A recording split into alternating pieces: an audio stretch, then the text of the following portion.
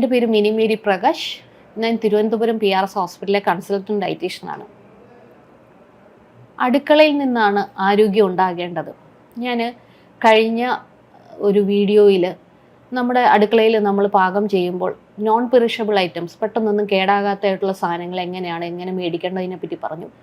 ഈ വീഡിയോയിൽ ഞാൻ പറയുന്നത് പെറിഷബിൾ ഐറ്റംസ് നമ്മൾ റെഗുലറായിട്ട് മേടിക്കുന്ന 4 പേരുള്ള വീട്ടിൽ എത്രയൊക്കെ ആകാം. സാധാരണ നമ്മൾ പഴവും മുട്ടയും പാലും ഒക്കെയാണ് ഡെയിലി മേടിക്കുന്നത്. നമ്മൾ 4 പേരുള്ള വീട്ടിൽ ഒരു 3 ദിവസം കൂടുമ്പോൾ ഒരു 12 മുട്ടയെങ്കിലും മേടിക്കാം. അതുപോലെ തന്നെ ഡെയിലി മുട്ട കഴിക്കുന്നവരാണെങ്കിൽ, അതുപോലെ തന്നെ മത്സ്യവും ഇറച്ചിയൊക്കെയാണ് മിക്ക വീടുകളും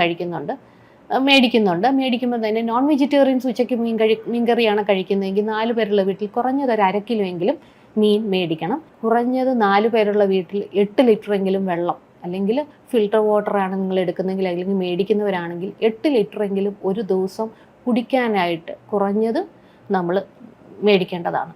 നമ്മുടെ വീട്ടിലാണെങ്കിൽ അത് പ്രശ്നമില്ല, പക്ഷേ വെള്ളത്തിൻ്റെ അളവും വളരെയധികം ഇമ്പോർട്ടൻ്റ് ആയിട്ടുള്ള ഒരു കാര്യമാണ്. നിങ്ങൾ ഇങ്ങനെയൊക്കെ നിങ്ങളുടെ ഡെയിലി മേടിക്കുന്ന ഈ പെറിഷബിൾ ഐറ്റംസ് മേടിക്കുമ്പോൾ ഇതൊക്കെ ഒന്ന് നിങ്ങൾ ക്രമീകരിക്കുകയാണെങ്കിൽ നിങ്ങളുടെ ആരോഗ്യം നിങ്ങൾക്ക് അടുക്കളയിൽ നിന്ന് തന്നെ നേടിയെടുക്കാം.